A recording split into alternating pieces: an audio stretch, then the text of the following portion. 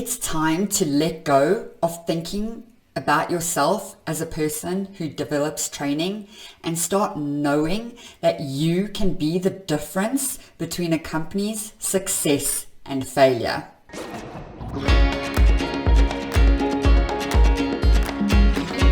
Here is something I created back in 2019. Yes, I have kept it for all these years, and I want to share it with you today. It's talent development's role across the entire employee experience. In this video, I take you through learning and development's role in each of the 6 stages of the employee life cycle. From attraction to separation, we influence and we have an impact. Stick around to the end where I will share some top tips on how to get new managers up to speed. It starts with attraction. Yes, it's true that talent acquisition owns this, but we influence how people feel about the organization once they're in it. The biggest way to attract top talent is to have your current talent speak positively about the organization. Our role, we need to ensure that employees know the company, the brands, the products, and the services like the back of their hands. This is so that they can speak comfortably when they're at a barbecue with their friends. Let's brag a bit about how awesome our company is. The second one is recruitment. This game has changed drastically over the last 2 years. And who keeps the talent acquisition team skilled?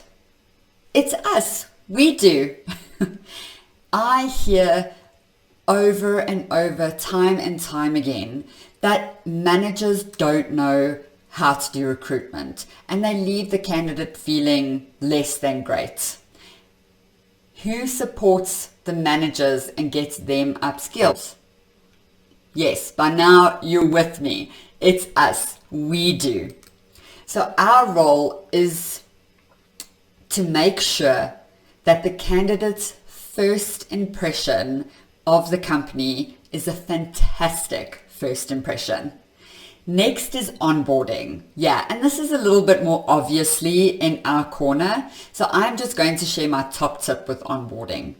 Onboarding is not a day. Onboarding is not an event.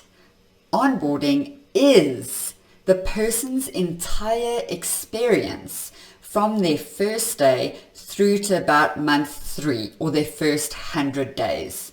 Are you skilling them, their teammates, and their manager to really create the best experience possible within those few days so that you don't have someone up and run away?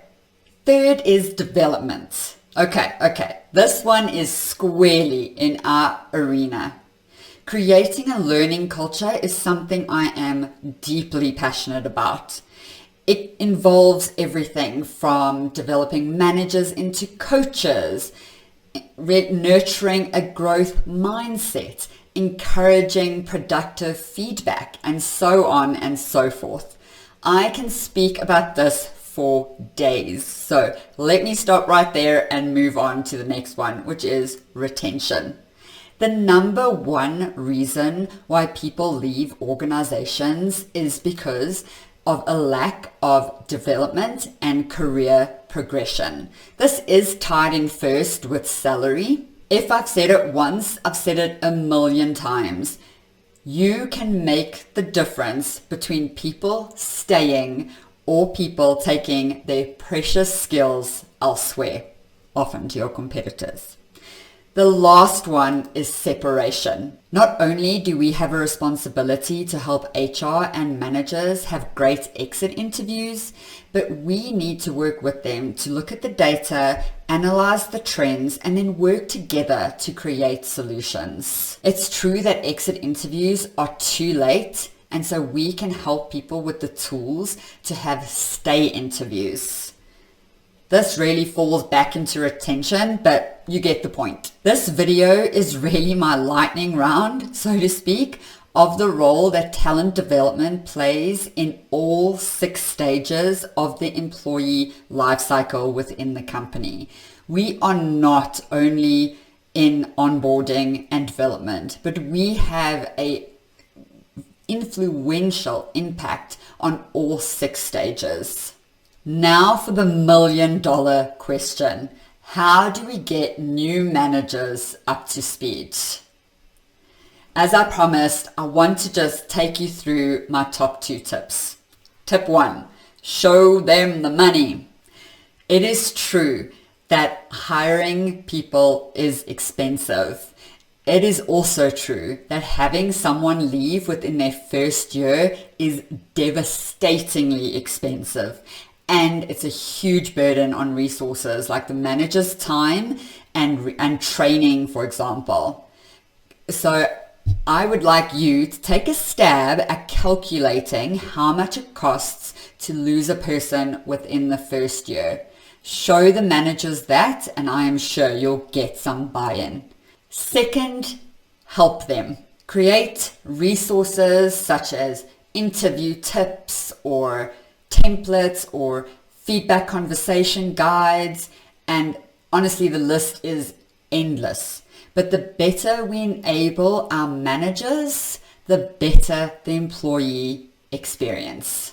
I hope you found this helpful. If you did, I would absolutely love it if you subscribed.